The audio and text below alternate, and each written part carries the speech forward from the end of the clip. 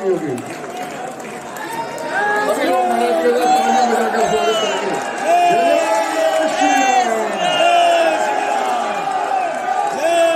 सभी लोग अपनी जगह खड़े होकर कर्तव्य ध्वनि से स्वागत करेंगे। भारत माता की माननीय योगी जी, माननीय योगी जी, माननीय योगी जी।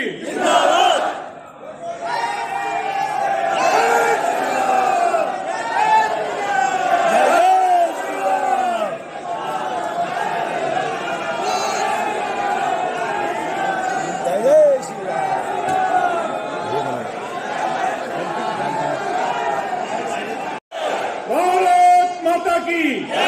सभी कार्यकर्ता बंधु और बहनें बैठ जाएं। मेरा अनुरोध है, कार्यक्रम का प्रारंभ, मेरा सभी कार्यकर्ता बंधुओं से अनुरोध है, जो बहनें गैलरी में हैं, मेरा सभी कार्यकर्ता बंधुओं से अनुरोध है, उनको स्थान दें और व्यवस्था में सहयोग करें। और साथ में पश्चिमी उत्तर प्रदेश के अध्यक्ष सत्येंद्र सिसोदिया जी और सभी सम्मानित प्रतिनिधि सहयोग करेंगे।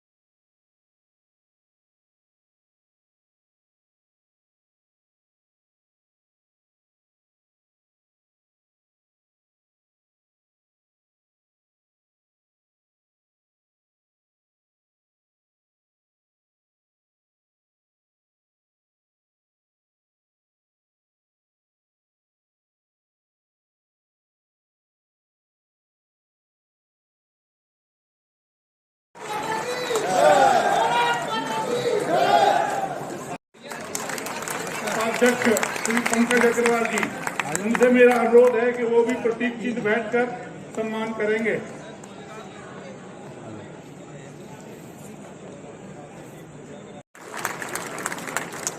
जय श्री राम।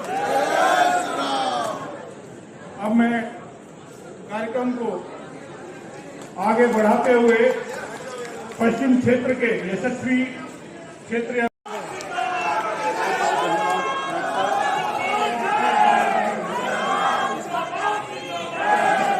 अब मैं उत्तर प्रदेश के यशस्वी मुख्यमंत्री माननीय योगी आदित्यनाथ जी से प्रार्थना करूंगा कि वो हम सबका मार्गदर्शन करें। माननीय योगी आदित्यनाथ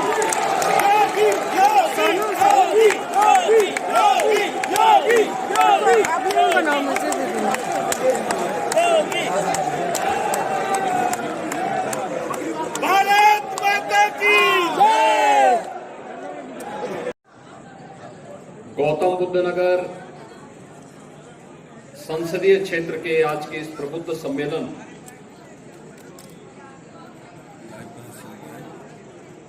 में उपस्थित भारतीय जनता पार्टी पूर्व केंद्रीय मंत्री और भारतीय जनता पार्टी के लोकसभा गौतम बुद्ध नगर क्षेत्र के प्रत्याशी डॉक्टर महेश शर्मा जी, हमारे सभी माननीय विधायकगण,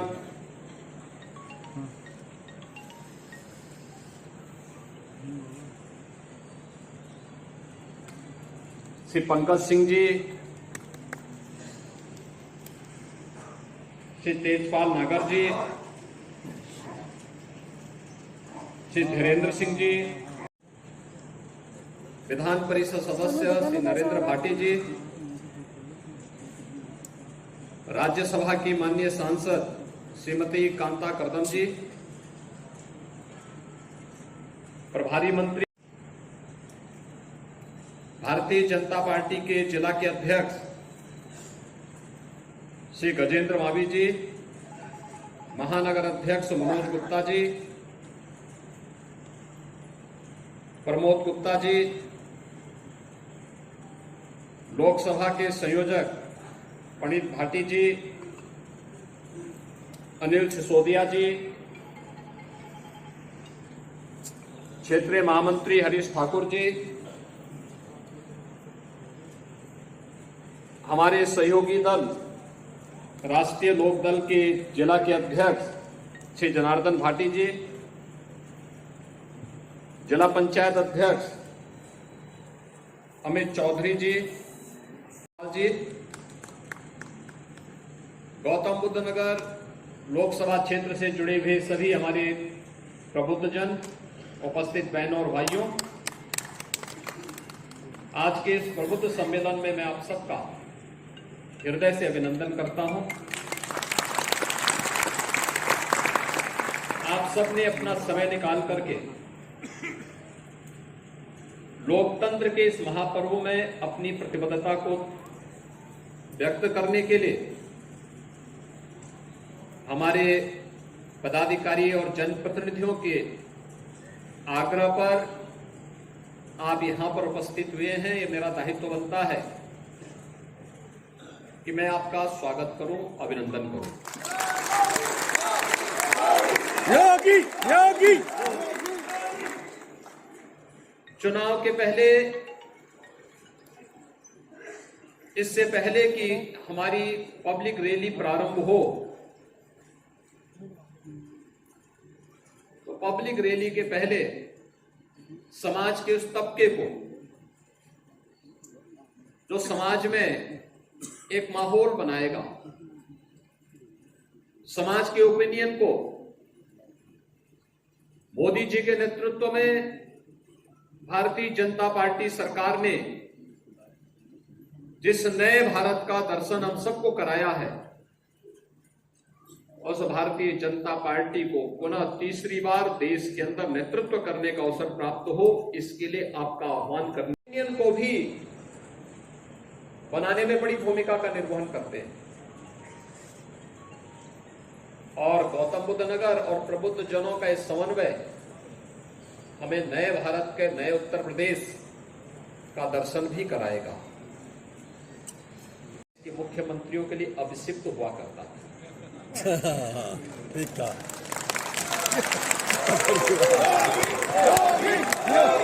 और मैं तब ये समझ नहीं पाया था कि आखिर गौतम बुद्ध नगर जनपद उत्तर प्रदेश का भाग है और उत्तर प्रदेश के मुख्यमंत्रियों के लिए अभिषिक्त क्यों है। फिर जब मैंने सूची देखी यहां की और फिर मैं उसके बाद अनुमान लगाने लग गया कि ये प्रदेश के मुख्यमंत्रियों के लिए अभिषिक्त इसलिए हुआ करती थी क्योंकि उनके द्वारा भेजे जाने वाले नौकरशाह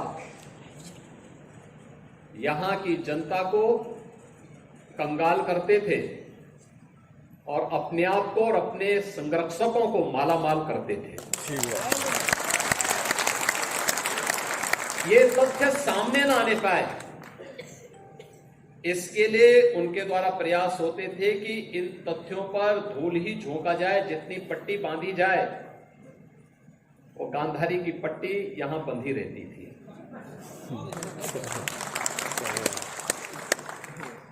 और मैं देख के ताज्जुब था कि जब इन चीजों को लेकर के मैं सुनता था तो मैंने स्वयं तय किया कि नहीं भाई, मैं जिन लोगों ने गौतम बुद्ध नगर जनपद जैसे उर्वरा क्षेत्र को, अत्यंत उर्वरा क्षेत्र को बदहाल किया है, कंगाल किया है, अराजकता और समस्याओं के गर्त में ले जाने का कार्य किया है, वहां मैं स्वयं चल करके देखो। और मुझे 2017 में यहां आने का अवसर प्राप्त हुआ था। मैं यहां आया था, मैंने यहां की समस्याओं को देखा और मैं धन्यवाद दूंगा अपने सभी मंचस्थ जनप्रतिनिधियों को। इन्होंने उन सभी समस्याओं को पूरी तन्मयता के साथ, पूरे धैर्य के साथ, बिना धैर्य खोए उन समस्याओं को लखनऊ में भी और यहां पर भी मेरे सामने रख करके कहा था कि इन समस्याओं का फेज वाइज समाधान होगा तो गौतम बुद्ध नगर न केवल अपनी पहचान को स्थापित करेगा बल्कि उत्तर प्रदेश के ग्रोथ इंजन के रूप में देश के अंदर अपनी एक नई पहचान बनाएगा जो उत्तर प्रदेश को पहचान देगा। और आज उन सब के सकारात्मक सहयोग का परिणाम रहा कि उत्तर प्रदेश आज देश के अंदर जिस रूप में पहचाना जा रहा है वो किसी से छुपा हुआ नहीं है। यह सच था 2017 के पहले उत्तर प्रदेश देश के बीमारू राज्यों में शामिल था, लेकिन आज उत्तर प्रदेश बीमारू राज्यों की श्रेणी से बाहर आकर के देश के अंदर रेवेन्यू सरप्लस स्टेट के रूप में भारत के आर्थिक उन्नयन के अग्रणी प्रदेश के रूप में आगे बढ़ा है और देश के नंबर सीमाएं असुरक्षित थी।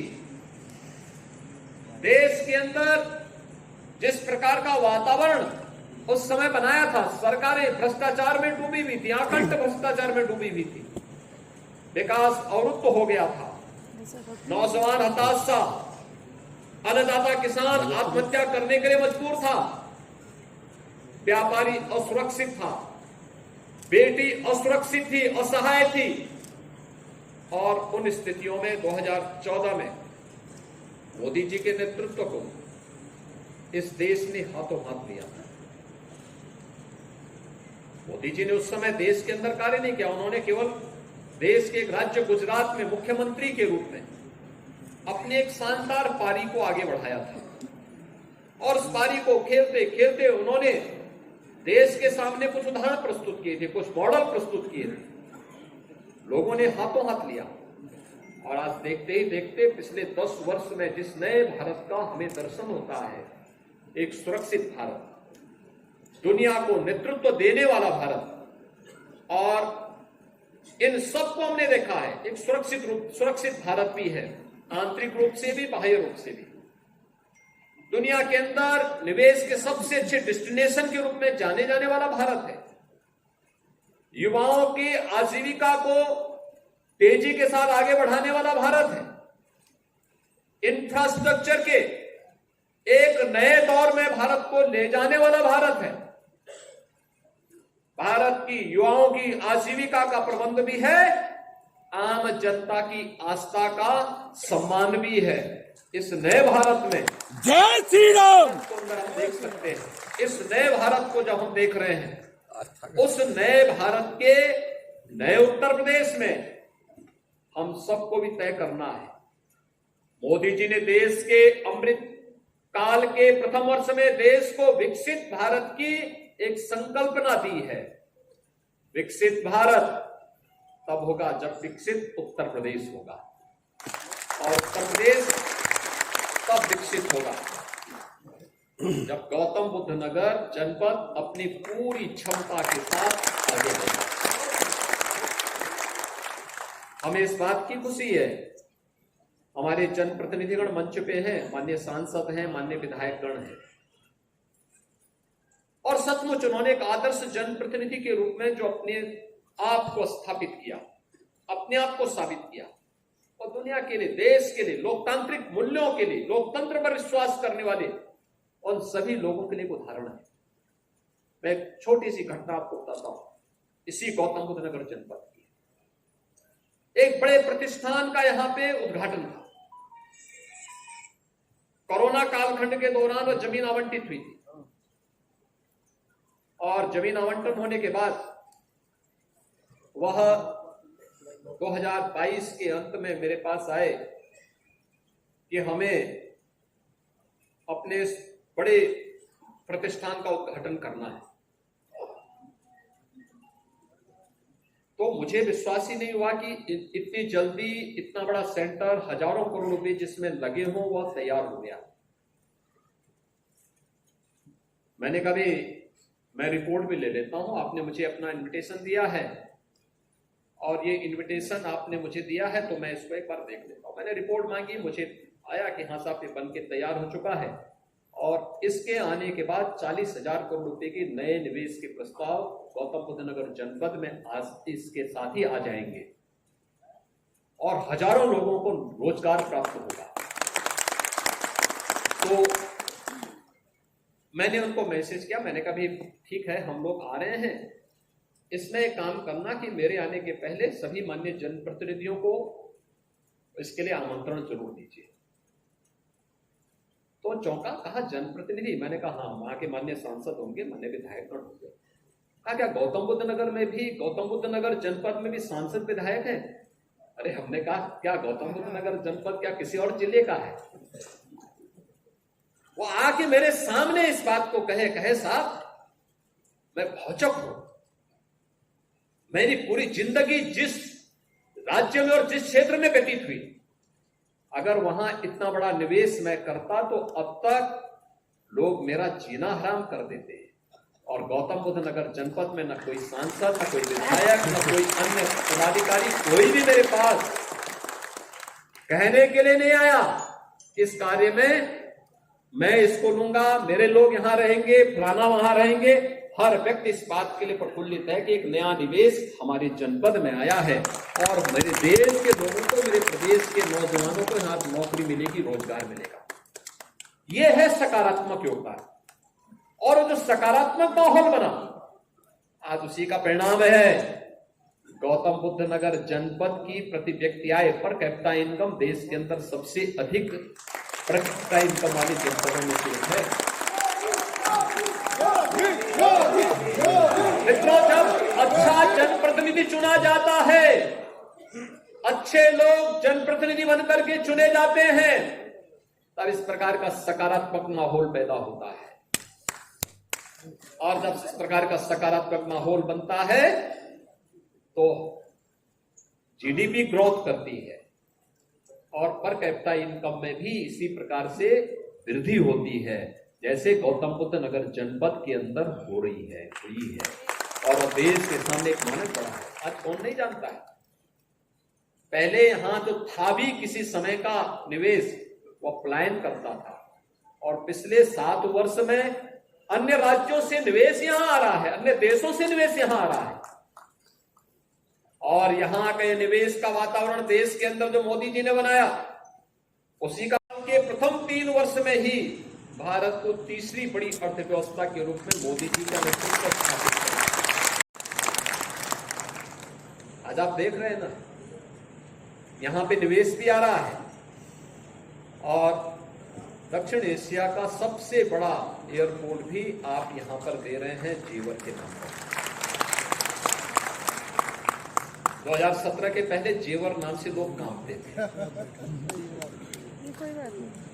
किसानों के आंदोलन के कारण भी और अन्य कारणों से भी। मुझे याद है 2017 में जेवर में एक बड़ी विभत्स घटना घटित हुई। जुलाई का महीना था, मैं कुशीनगर जनपद के दौरे पे था। अचानक इस प्रकार का मेरे पास मैसेज मिला कि ऐसी ऐसी घटना घटित हुई। मैं चौंका। मैंने वहां के विधायक को फोन किया, मैंने कहा धीरेन्द्र जी ऐसा ऐसा कोई घटना आपके यहाँ घटित हुई है? उन्होंने कहा हाँ घटना घटित हुई है, मैं मौके पे हूँ। मैंने कहा इससे माहौल खराब हो जाएगा। उन्होंने कहा नहीं, मैं पीड़ित से मिल चुका हूँ, आपकी मैं एक बार बात करा। मैंने कहा पीड़ित लोगों से मुझसे बात कराएंगे टेलीफोन से? उन्होंने कहा आप चिंता मत करिए, सब लोग हमारे उसमें है, कोई दिक्कत नहीं है, लेकिन अपराधियों को सजा जरूर मिलनी चाहिए। मैंने कहा इसमें कोई संदेह? कहा नहीं संदेह तो नहीं, लेकिन हम लोग चाहेंगे कि मिल जाए। और उसी समय हमने संकल्प किया था कि भाई जेवर क्षेत्र में जो अपेक्षित विकास होना चाहिए था, नहीं हो पाया। अब देखिए लोग बोलते थे यहाँ एयरपोर्ट बनना चाहिए, इंटरनेशनल एयरपोर्ट बनना चाहिए, कोई बनाने की सोच नहीं पाता था, हिम्मत नहीं ले पाता था, क्योंकि सबके अपने स्वार्थ थे। हर व्यक्ति एयरपोर्ट के नाम पर जो करना चाहता था, किसी से छुपा हुआ नहीं है। हम लोगों ने कहा नहीं, बनेगा तो जेवर में ही अब बनेगा। और योगी योगी योगी एयरपोर्ट बन रहा है और ये एयरपोर्ट तो निवेश ढा ही रहा है, लेकिन आने वाले समय एयरपोर्ट को चलने दीजिए। कुछ ही वर्षों में उत्तर प्रदेश की इकोनॉमी में 1 लाख करोड़ रुपए की वृद्धि करने वाला है। अकेले एक एयरपोर्ट एक एयरपोर्ट, और अब तो यहां पे मेडिकल डिवाइस पार्क भी बन रहा है, अब यहां पे फिल्म सिटी भी बन रही है, अब यहां पर यानी जो कभी कल्पना थी आज वह इस जनपद के माध्यम से न केवल प्रदेश को बल्कि देश को मिल रहा है।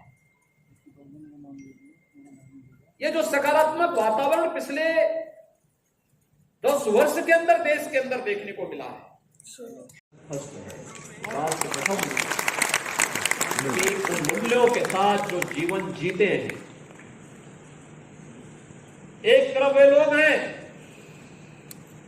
जिन्होंने जातिवाद के आधार पर सामाजिक ताने बाने को छिन्न भिन्न किया, और दूसरी तरफ सबका साथ और सबके विकास के भाव के साथ कार्य करने वाले मोदी जी के नेतृत्व में भारतीय जनता पार्टी का परिवार है। एक तरफ स्वार्थी परिवार है जो गौतम बुद्ध नगर जनपद को अभिसिद्ध बना लेता है, और दूसरी तरफ मोदी का परिवार है जो गौतम बुद्ध नगर जनपद में इस बात की परवाह के बगैर कि कुर्सी जानी है तो चली जाए, लेकिन गौतम बुद्ध नगर जनपद का विकास अवरुद्ध नहीं होना है। योगी और सकारात्मक सोच के साथ नेशन फर्स्ट की थ्योरी, हम देश के बारे में सोचेंगे, देश रहेगा हम सब भी रहेंगे, देश रहेगा, देश समृद्धि करेगा, हम भी समृद्धि की ओर अग्रसर हो जाएंगे। एक वह भारत करने के लिए मजबूर था, इंडस्ट्री बंदी के कगार पर थी, गुंडे और अपराधी जिस तरीके, जब हम लोगों ने कमेटी गठित की और कमेटी की रिपोर्ट आई तो मैंने यहाँ पे उसी समय अथॉरिटी से कहा, मैंने कहा देखो कमेटी की रिपोर्ट को आप लागू करो, हर हाल में लागू कर दो, कोई इसमें विवाद नहीं होना चाहिए, और हर एक बायर्स को उसका अधिकार मिल जाना चाहिए, इसकी प्रक्रिया को तेजी के साथ आगे बढ़ाना। और मुझे सच में बहुत अच्छा लगा, मैं उस दिन आ नहीं पाया, मुझे यहां था, लेकिन चूंकि 3 बजे चुनाव आयोग की बैठक शुरू हो गई तो मैं नहीं चाहता था कि मुझे बीच कार्यक्रम से उठना पड़े, और मैं इसीलिए मैंने कहा कार्यक्रम आपका चालू रहना, मैं नहीं रहूंगा, लेकिन जनता को वहां का अधिकार मिलना चाहिए, जनप्रतिनिधियों की जो मांग है उसको पूरा किया जाना चाहिए। और परिणाम था जब मैं अगले दिन पेपर की कटिंग में मंगा के देखा, मैंने कहा देखा किसी को 27 साल के बाद, किसी को 25 साल के बाद, किसी को 23 साल के बाद, किसी को 21 साल के बाद उनका मतदान का अधिकार मिला, तो चेहरे की खुशी देखने लायक। कौन खुश है? लोग कहते हैं कि अपराधियों के खिलाफ कार्रवाई करते हैं क्या डर नहीं लगता? मैं कहता हूं जब पब्लिक सुरक्षित अपने को महसूस करे तो मेरी सुरक्षा उसी में नहीं। और इसीलिए यह कार्य जिस प्रतिबद्धता के साथ सरकार कर रही है आप सबके सामने है। एक तरफ वे लोग थे जो कर्फ्यू लगाते थे, और दूसरी तरफ ये सरकार है जो कर्फ्यू नहीं, कावड़ यात्रा शानदार तरीके से अंतर है। देखो केवल सोच का अंतर है, उनको कर्फ्यू प्यारा था, लेकिन हमें कर्फ्यू नहीं, हमें तो जनता की खुशहाली प्यारी है। जनता जनार्दन जिसमें खुश रहे, जिसमें वो सुरक्षित रहे, जिसमें वो समृद्धि की ओर अग्रसर होती है, और उस कार्य को करने के लिए हम लोग आए हैं। मोदी जी के नेतृत्व में सब कार्य देश के अंदर हो रहा है। गरीब कल्याणकारी योजनाओं के बारे में कोई सोचता है कितना बड़ा कार्य हुआ। हमने अकेले उत्तर प्रदेश में 56 लाख गरीबों को एक आवास दिए, 56 लाख गरीबों को। देश के अंदर 4 करोड़ गरीबों को मकान मिले हैं, 80 करोड़ गरीबों को फ्री में राशन की सुविधा, 25 करोड़ गरीब देश के अंदर ऐसे हैं जो गरीबी रेखा से ऊपर उठे हैं, और प्रदेश के अंदर 6 करोड़ गरीब ऐसे हैं जो गरीबी रेखा से ऊपर उठ चुके हैं। 10 करोड़ गरीबों के घर में रसोई गैस का सिलेंडर पहुंच गया। नहीं तो 2014 के पहले क्या था, एक कनेक्शन लेने के लिए हो जाते थे, और अगर कोई जबरदस्ती करता था कि नहीं हमें रसोई गैस चाहिए तो रसोई गैस तो नहीं मिलती थी, लेकिन पुलिस का डंडा जरूर मिल जाता था। लेकिन आज देश के अंदर 10 करोड़ गरीबों को फ्री में रसोई गैस की कनेक्शन भी मिले हैं। और साथ साथ जब मर्जी तब आप रसोई गैस के सिलेंडर ले सकते हैं, कोई बाध्यता नहीं। इसलिए सरकारों ने बांध दिया था कि साल में 6 देंगे, एक यानी जैसे कोटा सिस्टम इन्होंने लागू कर दिया था पूरे देश के अंदर। देश को इसी ढंग से चलाया जा रहा था। देश को कुछ लोगों ने अपनी बहुमती बना के रख दिया। इससे देश नहीं चलता है। हम लोकतांत्रिक मूल्यों के साथ रह रहे हैं और लोकतांत्रिक मूल्यों के साथ हमारी प्रतिबद्धता है। इन प्रतिबद्धताओं को आगे बढ़ाते हुए हम सबको कार्य करना है और इस दृष्टि से आज मुझे आपके बीच आने का अवसर प्राप्त हुआ है। गौतम बुद्ध नगर जनपद तो वैसे भी एक सकारात्मक सोच के साथ आगे बढ़ने वाला जनपद। आज मैं आपसे यही अपील करने के लिए आया हूं कि जो माहौल बना है चुनाव के दौरान बहुत कठिन होता है एक सांसद पद के प्रत्याशी के लिए कि वह घर घर जा सके। इस बार तो जो पहल डॉक्टर महेश शर्मा जी ने की, बहुत सारी सोसाइटी में भी पोलिंग बूथ की। जनता जनार्दन को मैं इसके लिए बधाई दूंगा कि उनको ये सौगात मिल गई है। एक पायलट प्रोजेक्ट के रूप में गौतम बुद्ध नगर जनपद में कार्य करना होगा कि जो बहुत दूर दूर तक लोग जाते थे और इसलिए पोलिंग परसेंटेज पे ध्यान देना होगा। यद्यपि दूसरे चरण में ही आपका चुनाव है, लेकिन फिर भी पहले चरण में पहले दिन उस दिन का संकल्प हमारा पहला है कि लोकतंत्र के इस महापर्व का हिस्सा बनना और मतदान करना। ये पहला कार्य हमारा होना है और उसके लिए सोसाइटी में तो ये अवसर मिला ही है, लेकिन मैं आपको इस बात के लिए आश्वस्त कर सकता हूं कि मोदी जी के नेतृत्व में जो डबल इंजन की सरकार कार्य कर रही है, ये समस्या नहीं देती है, समाधान पर विश्वास करती है और समाधान के लिए भारत को विकसित भारत के रूप में स्थापित करने के लिए, आत्मनिर्भर भारत और एक ग्लोबल लीडर भारत के रूप में भारत को स्थापित करने के लिए आप सबको डॉक्टर महेश शर्मा बनना पड़ेगा।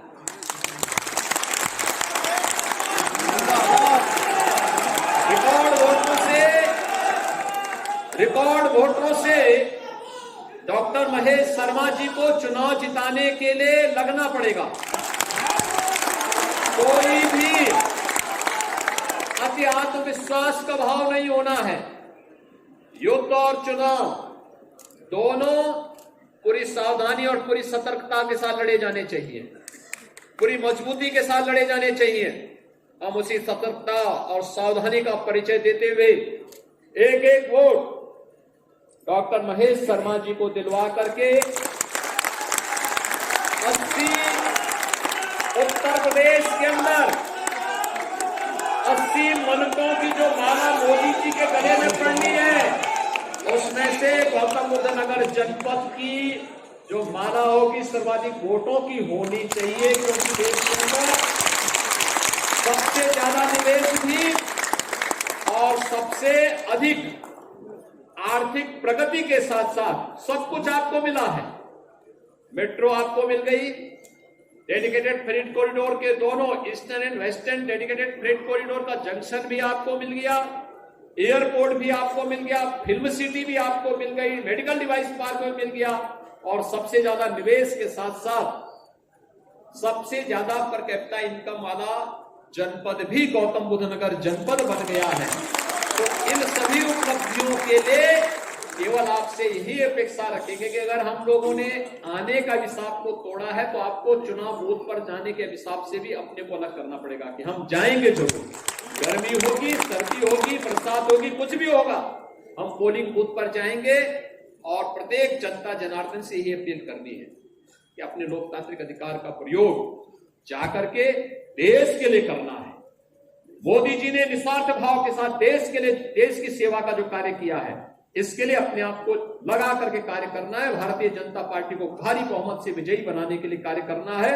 इस अपील के साथ मेरी आप सबसे अपील होगी कि आप सभी प्रबुद्धजन, यहाँ पे इंडस्ट्री से भी लोग आए हैं, व्यापार मंडल से भी आए हैं, अधिवक्ता समुदाय है, शिक्षा जगत से जुड़े हुए हमारे सभी विद्वान लोग हैं, चिकित्सक हैं, डॉक्टर महेश शर्मा जी स्वयं चिकित्सक हैं, समाज जीवन के अलग अलग क्षेत्र से जुड़े हुए तमाम हमारे प्रबुद्ध जन यहाँ पर उपस्थित हुए हैं, आप सबसे मैं अपील करूंगा, आप सब भी अपनी अपनी टोली लेकर के 2 विधानसभा हमारी जनपद बुलंदशहर में पड़ेगी और 3 विधानसभा इस जनपद में पड़ेंगे।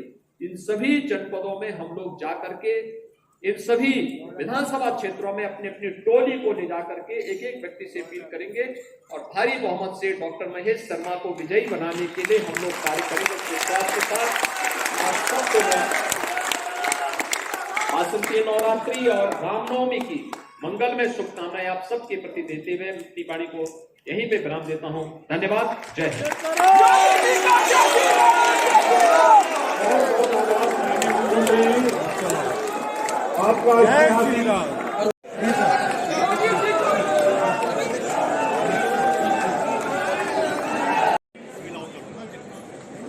आज आप यहाँ प्रबुद्ध जन बैठे हैं। उत्तर प्रदेश के सचिव मुख्यमंत्री माननीय योगी आदित्यनाथ जी आपके सम्मेलन को संबोधित करने आ रहे हैं। गली और मोहल्ले वाइज हम प्रतिशत बढ़ाना है जिससे हम मजीद जीत हासिल कर सकें। मुझे आप पर पूरा विश्वास है कि माननीय मोदी जी के तीसरी बार प्रधानमंत्री बनाना है माननीय मोदी जी को, और माननीय योगी जी के नेतृत्व में हम इस जीत को लोकसभा गौतम बुद्ध नगर सीट को बड़ी जीत हासिल करेंगे। मुझे पूरा विश्वास है। साथियों, मैं एक बात कहना चाहता हूं, मोदी जी है तो मुमकिन है और उत्तर प्रदेश में योगी जी है तो मुमकिन है। इसलिए जो बड़ी जीत का लक्ष्य है वो 100% सदस्य पूर्व राज्यसभा सदस्य नहीं बहन कांता करदम जी, हमारे जिले के प्रभारी श्रीमान प्रमोद गुप्ता जी, लोकसभा के प्रभारी श्रीमान अनिल सिसोदिया जी, क्षेत्रीय महामंत्री ठाकुर हरीश जी, क्षेत्रीय मंत्री भाजपा श्री आशीष वत्स जी, आदरणीय नरेंद्र भाटी जी, सदस्य विधान परिषद वर्ग के सम्मेलन में जा रहे हैं और उनसे अपनी बात रखें, क्योंकि प्रबुद्ध वर्ग समाज का मन मस्तिष्क तैयार करने का काम करता है। और जिस तरह की चाणक्य ने कहा था कि शिक्षक की गोद में निर्माण और विनाश दोनों खेलते हैं, उसका आशय यही है कि जो प्रबुद्ध लोग होते हैं, जो अग्रणी बुद्धि के होते हैं, वो अपनी भी और समाज की भी दशा दिशा तय करते हैं कि किस दिशा में चलना है। किसी राष्ट्र की, किसी देश की पहचान करनी हो तो उस देश की पहचान केवल उसके इंफ्रास्ट्रक्चर से नहीं होती, उस देश के रहने वाले नागरिकों का सोचने का ढंग कैसा है, काम करने का ढंग कैसा है, वो किस तरह से एक्ट करते हैं, इन चीजों से राष्ट्र की पहचान होती है। इंफ्रास्ट्रक्चर तो थोड़ा बहुत किसी के पास कम, किसी के पास ज्यादा है ही, लेकिन भारत यदि विश्वगुरु रहा है तो अपनी मेधा के बल पर रहा है। और मैं दावे के साथ कहता हूं, मैं चूंकि शिक्षकों के द्वारा चुना हुआ हूं, प्रोफेसर और शिक्षकों ने मुझे वोट दिया है, मैं उनके बीच में एक बात कहता हूं कि मुझे कोई ऐसी नॉलेज बता दीजिए जो भारत के पास नहीं थी और भारत ने दुनिया से सीखी। दुनिया की कोई ऐसी जानकारी नहीं है जो भारत के पास नहीं थी। दुनिया को नॉलेज सब कुछ भारत से ही हमें सीखने को मिल रहा है। वो कहते थे, हम बचपन में सुनते थे, सबसे पुराना यदि कोई ग्रंथ है तो वो ऋग्वेद है, और उसकी रचना यदि कहीं हुई तो भारत में हुई और सरस्वती नदी के किनारे पर हुई। तो इसलिए भारतवर्ष तो दुनिया में श्रेष्ठ ज्ञान का स्रोत रहा है, आधार रहा है। हर प्रकार का, केवल वो नहीं तो तकनीकी शिक्षा, पर्यावरण की शिक्षा, पृथ्वी की शिक्षा, तमाम प्रकार की। और तो हमारे पत्रकार भाई बैठे हैं, पत्रकार बंधु, का उद्घोष इतने धीमे से करेंगे तो मेरा भी गृह जनपद है ये, तो क्या संदेश जाएगा। एक बार जोरदार ढंग के दोनों हाथ ऊपर उठा लेंगे। भारत माता की, भारत माता की।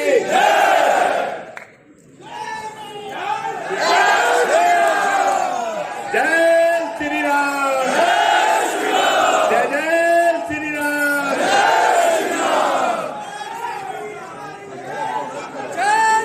मंच पर विराजमान हम सबके नेता, करोड़ों उत्तर प्रदेश वासियों के दिलों की धड़कन,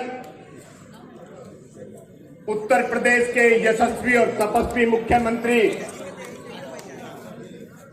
आदरणीय श्री योगी आदित्यनाथ जी मंच पर हैं। सबसे अनुरोध करता हूं अपने स्थान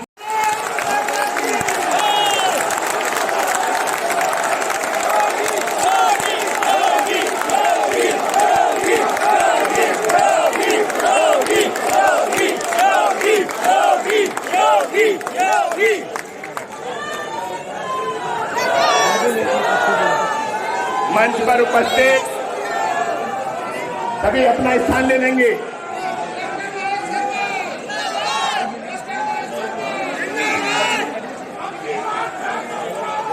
मंच पर उपस्थित आपके लोकप्रिय सांसद पूर्व में केंद्र सरकार में मंत्री सिंह जी, उत्तर प्रदेश के सम्मानित उपाध्यक्ष, नोएडा के सम्मानित विधायक आदरणीय पंकज सिंह जी, बड़ी बहन कांता करदम जी, इस लोकसभा के सम्मानित संयोजक आदरणीय प्रणीत भाटी जी, इस लोकसभा के प्रभारी आदरणीय अनिल सिसोदिया, लोकसभा के सह संयोजक आदरणीय राकेश राणा जी, प्रदेश के प्रवक्ता आदरणीय आलोक अवस्थी जी, इस संस्थान के चेयरमैन आदरणीय रामकिशोर अग्रवाल जी और इस प्रबुद्ध सम्मेलन में पधारे समाज को दिशा और दशा देने वाले सभी सम्मानित। 2017 से पहले ना तो व्यापारी सुरक्षित था, ना नौजवान सुरक्षित था, और तो और माता बहनों का सम्मान भी सुरक्षित नहीं था। आज इस उत्तर प्रदेश को विश्व के पटल पे पहचाना जाता है और पूरे देश में यदि सबसे बेहतर कानून व्यवस्था है तो माननीय योगी जी के उत्तर प्रदेश में है।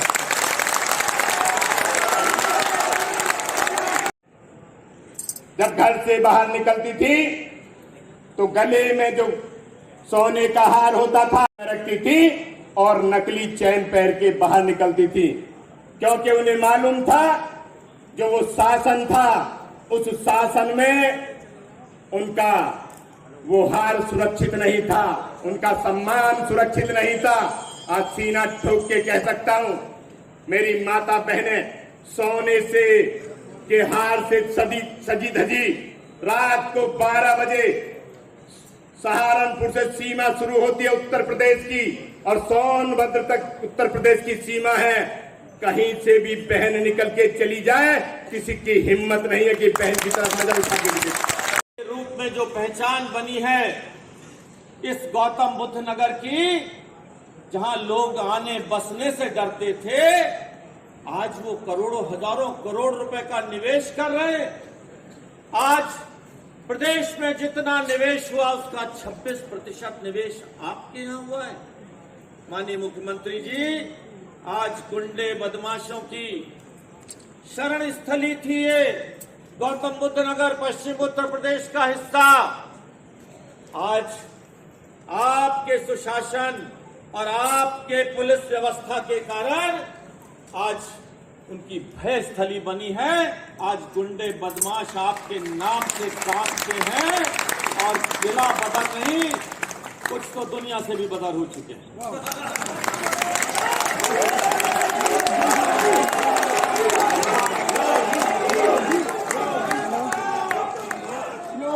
आपने कायाकल्प कर दिया है। आपने इस गौतम बुद्ध नगर का, उत्तर प्रदेश का कायाकल्प कर दिया है। 1 लाख करोड़ से अधिक के प्रोजेक्ट माननीय मुख्यमंत्री जी आपने इस गौतम बुद्ध नगर को दिए। 35,000 करोड़ की लागत से जेवर एयरपोर्ट, जिसने अंतर्राष्ट्रीय स्तर पर हमारी पहचान बनानी है, लाखों लोगों को 45 मिनट में हम जाते हैं। मथुरा, आगरा, लखनऊ तक 2 घंटे में से 4 घंटे में हम मथुरा, आगरा, लखनऊ तक जाते हैं। किसानों के मसीहा के रूप में ये क्षेत्र आपको याद रखेगा। जब मैं गया खुर्जा, जब मैं गया जेवर, तो किसान बोला कि साहब हम तो करोड़पति अरबपति हो गए, जो जमीन हमारी 3 लाख 2 लाख 5 लाख रुपए बीघा में कोई लेने वाला नहीं था, आज वो जमीन 20 लाख 50 लाख रुपए बीघा की। मेरे किसान भाई बैठे, बता देना ये सच है कि नहीं है। मेरे उद्योगपति नितिन बलन जी बैठे, बता देना सही है कि नहीं है। लीडर जी, विधायक जी बैठे।